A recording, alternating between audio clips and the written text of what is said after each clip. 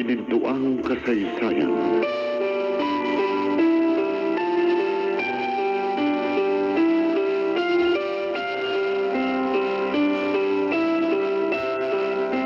Oh, eto ang mga pasalubong ko sa inyo, mga anak. Eto sa iyo, Chelsea. Salamat po, Tay. At ito naman ang sa iyo, Amelia. Salamat po, Itay. Mga chocolate ang dala ko sa inyo. At yun sa iyo, Amelia, sinamahan ko ng paborito mong biskwit. Ay, alam mo naman sa akin si Amelia. O sige, diyan muna kayo ha. Papalit lang ako ng damit. Opo. Chelsea, gusto mo ng biskwit na dala ni Itay? Bibigyan kita. Hindi na. May bibili naman ako ni Inay ng mas masarap pa kaysa dyan sa pagkain mo eh. Yan ka na nga. Umay, nagalit na naman siya sa akin. Bakit pa siya ganun? Palagi na lang nagagalit sa akin. Wala naman akong kasalanan sa kanya.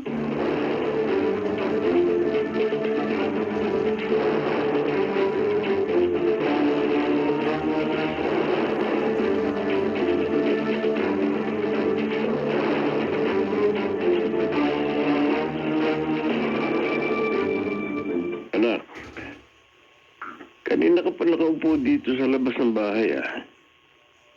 Parang malalim ang iniisip mo. Ano ba yun? Itay, pwede po bang makapag-aral ang tulad ko? Yung tulad po ng pag-aaral ni Chelsea. Bakit mo naman naitanong yan, anak? Kasi po, sabi ni Chelsea, Hmm. masarap mag-aral. Gusto ko rin po sanang mag-aral din. Yung matuto po ng iba pang bagay. Pwede po ba yun? Hindi ko alam, anak eh.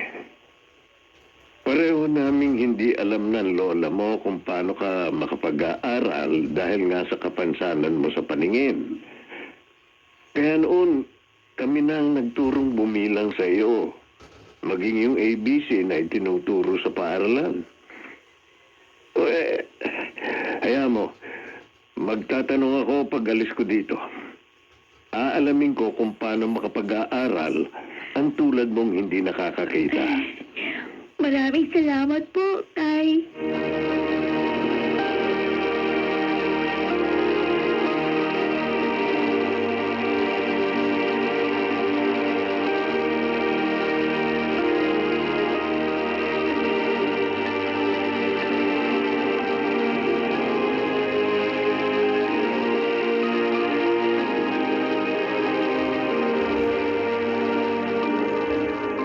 Ano? Gusto mo magtanong ako sa eskwelahan kung pwede mag-aral doon si Amelia? Oo, sana, Lucita. Naaawa kasi ako kay Amelia. Ramdam ko na sabik siyang mag-aral. Eh, paano nga siya mag-aaral? Eh, bulag nga. Kaya ka nga magtatanong eh. Dahil baka may alam silang paraan. Eh kung wala lang akong pasok sa construction, ako na ang gagawa nun eh. Pambira, oh. At sino mag-aasikaso sa kanya kung makapasok siya? Ako rin. Wala namang ibang maaaring... Maawa ka naman sa akin, Emilio. Kay Chelsea nga lang hirap na ako. Isama ko pa si Amelia. Eh, mas mahirap intindihin yun. O sige, sige. Huwag mo nang gawin. Ako na lang ang mag-aasikaso. Bahala ka kung gusto mo mas mahirapan.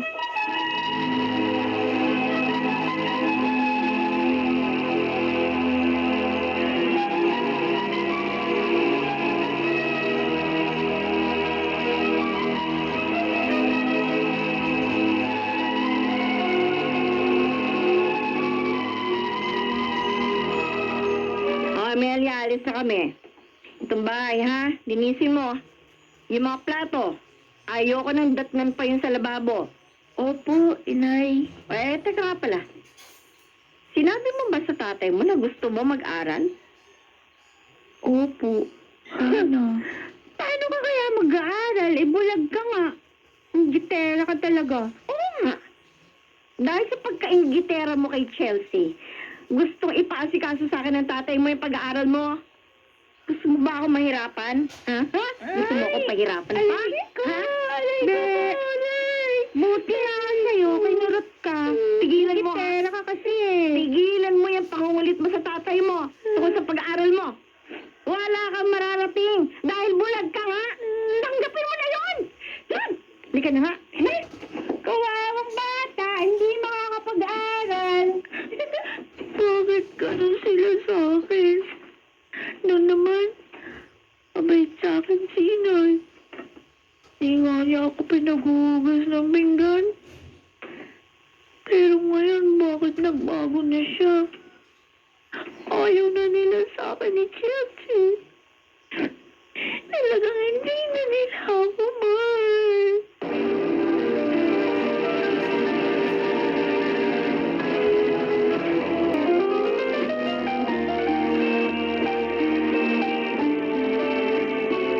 Sabi ng teacher sa eskwelahang napagtanungan ko dito, pwede palang makapag-aral ang mga tulad ni Amelia. Meron daw mga guro para sa mga tulad nilang may kapansanan ang tinuturuan at inaalalayan. Kaya lang, walang ganun teacher sa baryo namin.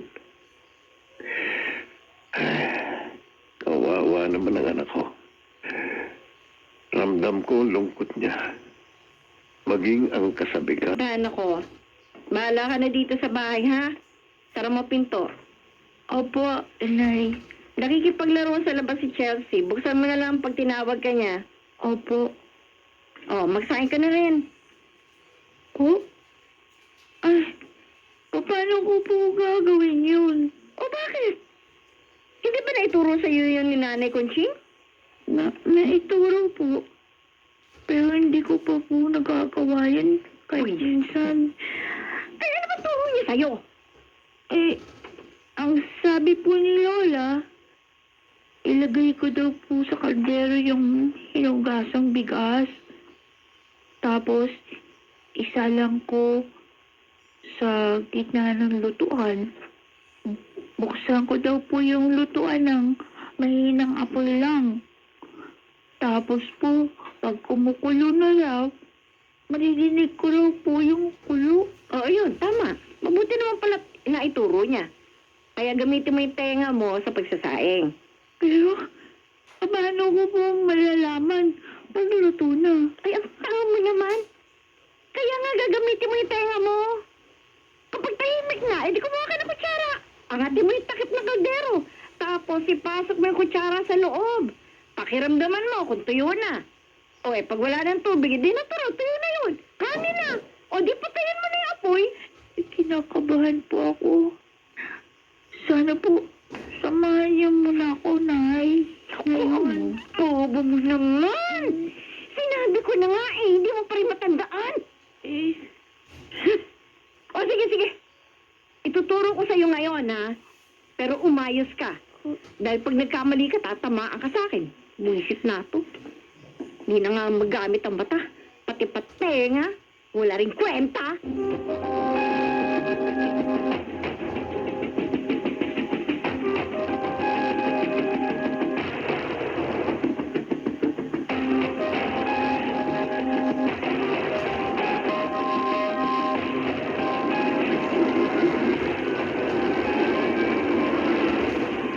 Nay, akala ko po aalis kayo. Bakit narito po kayo?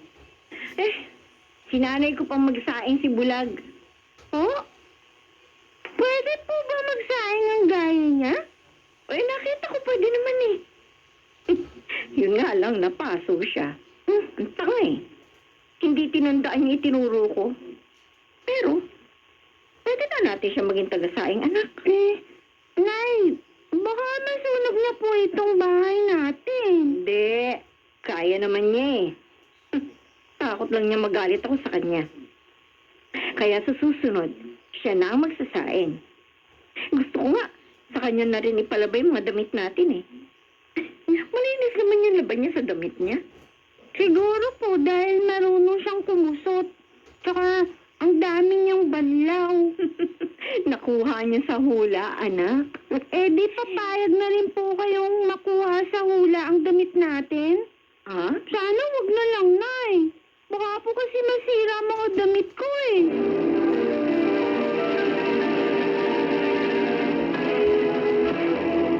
Liwanag sa karinglan, dito sa ating dulang, mga ginintuang kasaysayan.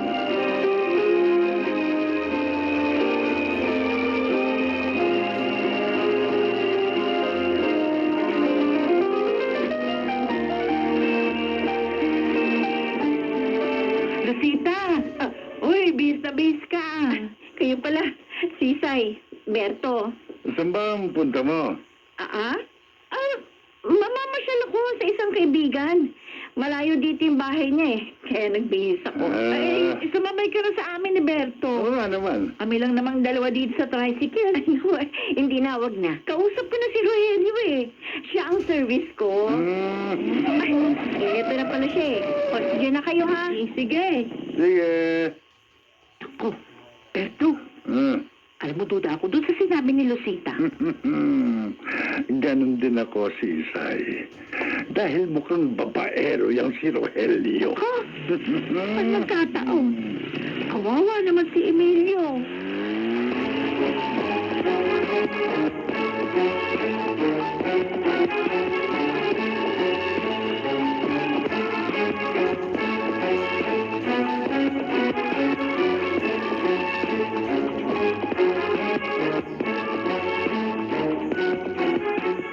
Gabi na. Wala pa si inay. Uy! Nagugutom na ako. Kakainin ko na nga lang yung natirang pritong itlog. Gutom na talaga ako eh. Chelsea, pwede kayang hati na tayo sa pritong itlog? Kasi gutom na rin ako. Ayoko nga. Bakit naman kita bibigyan? Magulang ka ng asukal o kaya patis kung gusto mong kumain.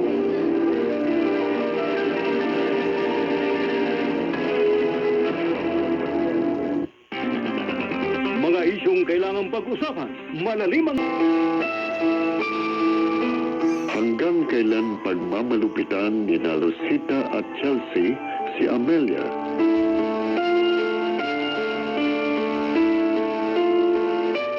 Mga nagsiganap, Chiquit Amor.